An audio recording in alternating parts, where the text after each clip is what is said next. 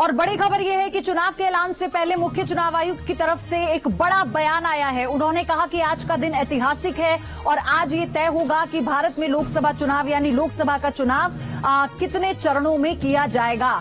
तो मुख्य निर्वाचन आयुक्त ने कहा है कि आज का दिन बहुत महत्वपूर्ण है। राजीव कुमार ने कहा कि दोपहर 3 बजे चुनाव कार्यक्रम की घोषणा कर दी जाएगी और ये तय हो जाएगा कि किस तरह से संपन्न कराए जाएंगे चुनाव। आप सुनिए क्या कहा। आज तो इम्पोर्टेंट है, देश को चुनाव का घोषणा करेंगे आज जी 3 बजे से, आपको पता ही है पहले से जी, तो वहीं बात करेंगे आपसे।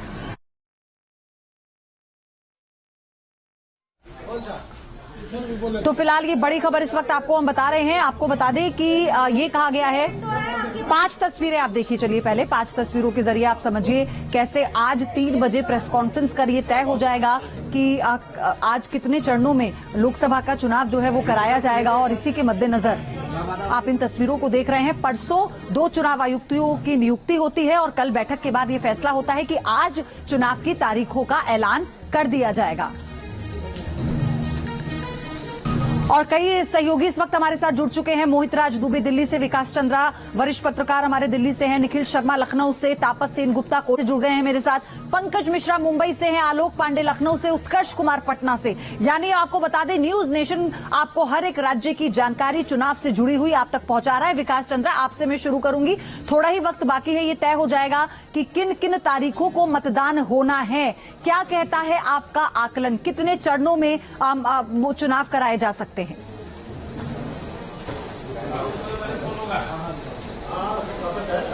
जी बिल्कुल, इंतजार अब खत्म होने को ही है, क्योंकि देखें पिछली बार की अगर बात करें 2019 की, तो 10 तारीख को चुनाव आयोग की तरफ से ऐलान कर दिया गया था कि चुनाव कब कब होंगे, उसकी तारीख क्या होगी। और इस बार 5 दिनों का विलंब हो गया है और 5 दिन के विलंब के बाद आज चुनाव आयोग की तरफ से ऐलान कर दिया जाएगा कि लोकसभा चुनाव 2024 की तारीख क्या है। और इसके साथ ही प्रक्रिया पूरी शुरू हो जाएगी और आज से ही आचार संहिता लग जाएगा। तो जो उम्मीद की जा रही है कि आप 2019 में देखें कि 7 चरणों में चुनाव हुआ था, 2014 में 9 चरणों में चुनाव कराए गए थे। तो जिस तरीके की व्यवस्था चुनाव आयोग की तरफ से की जाती है कि ताकि भय मुक्त माहौल में निरपेक्ष ढंग से चुनाव हो सके। चुनाव आयोग के सामने सबसे बड़ी यही चुनौती होती है कि बिना किसी हिंसा के, बिना किसी उत्पात के चुनाव संपन्न हो जाए, लोग अपने घरों से निकले, शांतिपूर्ण ढंग से मतदान करें। तो इसके लिए बड़े पैमाने पर सुरक्षा की चाक चौबंद व्यवस्था करनी पड़ती है, इसलिए चरण ज्यादा किए जाते हैं। तो पिछली बार 7 चरण में चुनाव हुए थे ताकि अर्धसैनिक बल एक जगह से दूसरी जगह तक पहुंच सके सुरक्षा देने के लिए और चुनाव कराने के लिए। साथ साथ जो दुर्गम इलाके हैं भारतवर्ष के, चाहे वो पहाड़ी क्षेत्रों हो या नॉर्थ ईस्ट के क्षेत्रों हो, और जो बड़े प्रदेश है जैसे उत्तर प्रदेश, बिहार, बंगाल, जहां की जनसंख्या ज्यादा है, जहां के मतदाता ज्यादा है, तो वहां इस बात को सुनिश्चित करता है आयोग की सही ढंग से चुनाव हो। तो इसलिए कई चरण में चुनाव कराने पड़ते हैं। व्यवहारिक तौर पर चुनाव आयोग के सामने कई समस्याएं आती, लेकिन इसी को लेकर कई तरह की बातें भी सामने आ रही हैं विकास, क्योंकि पश्चिम बंगाल से तो ममता बनर्जी कह रही हैं कि बंगाल में एक ही चरण में चुनाव हो। तो हालांकि देखना होगा किस तरह से इस बार की पूरी व्यवस्था होगी। मोहित आप और जानकारी दीजिए। जब हम बात दिल्ली की करते हैं, हालांकि बहुत कम लोकसभा सीटें हैं यहां पर, लेकिन फिर भी जो समीकरण है वो अलग है और बहुत दिलचस्प भी है।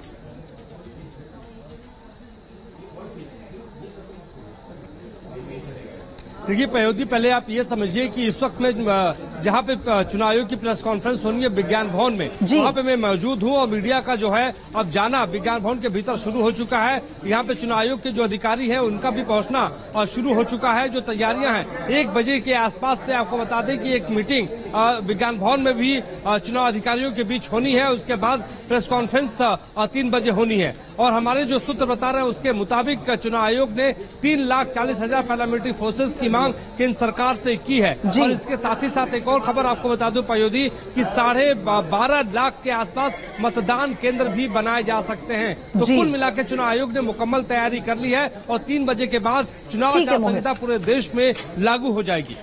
आलोक पांडे लखनऊ से हमारे साथ हैं। आलोक, बहुत दिलचस्प होने वाला है और दिल्ली की राह तो हमेशा यूपी से होकर जाती है, तो कैसे आप देख रहे हैं इस बार जब चुनाव का ऐलान होगा, कितने चरणों में आप देख रहे हैं कि यूपी में चुनाव हो सकता है?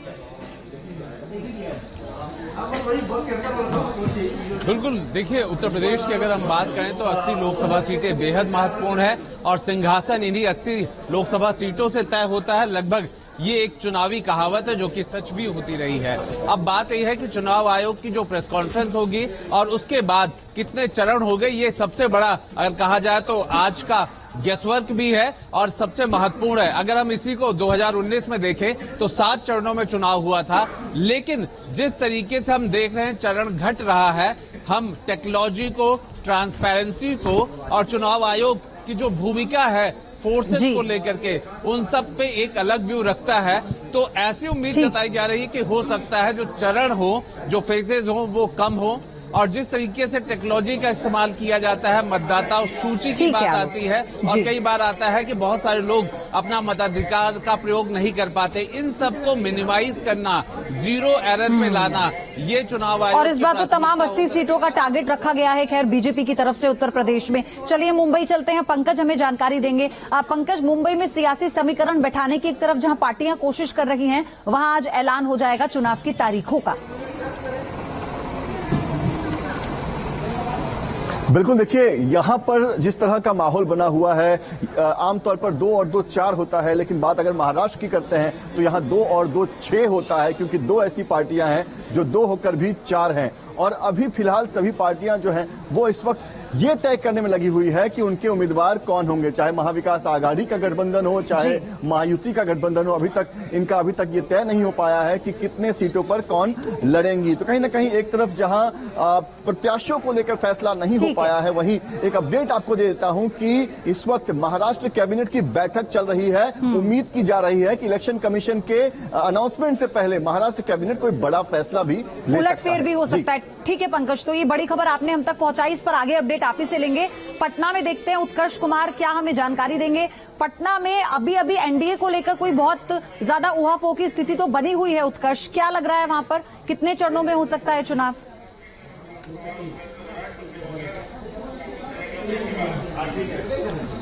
बिल्कुल पयोधी, देखिए जिस तरीके से पिछले बार लोकसभा चुनाव हुए थे तो 7 चरणों में बिहार में चुनाव हुए थे और प्रत्येक चरणों में करीब 4 से 5 लोकसभा सीटों पर चुनाव हुआ था। लेकिन इस बार जब इलेक्शन कमीशन की टीम बिहार आई थी तो ये माना जा रहा था कि नक्सल प्रभावित एरिया, यानी कि जो नक्सल प्रभावित लोकसभा सीटें हैं वहां पर सबसे ज्यादा जो दिलचस्प होने वाला है, क्योंकि सबसे ज्यादा जो अतिरिक्त पुलिस बल है, यानी कि सेंट्रल पुलिस फोर्स को डिप्लॉयड किया जाएगा, जिसमें जमुई, नवादा ऐसे कई लोकसभा सीट है जहां पर सेंट्रल पुलिस फोर्स को, अतिरिक्त पुलिस बल को डिप्लॉयड किया जाएगा। लेकिन अगर बिहार के संदर्भ में कहा जाए तो 2 चाचा और भतीजे के बीच लड़ाई जो है वो देखने को मिलेगी। नीतीश कुमार, तेजस्वी यादव बनाम पशुपति पारस और चिराग पासवान। हालांकि फिलहाल दोनों गठबंधन में बिहार में अब तक सीट शेयरिंग नहीं हो पाई है और ये माना जा रहा है कि चुनाव के ऐलान के बाद ये हो सकता है कि सबसे पहले सीट शेयरिंग जो है, और अब दबाव भी पड़ेगा राजनीतिक पार्टियों पे, फिर चाहे हम महाराष्ट्र की बात करें या फिर हम बिहार की बात करें। ये बहुत जरूरी है कि स्पष्ट हो जाए कौन किस सीट से लड़ रहा है, ताकि चुनाव प्रचार में और लोगों को ये तय करने में आसानी हो कि उसे किसे वोट करना है। धन्यवाद आप सभी का,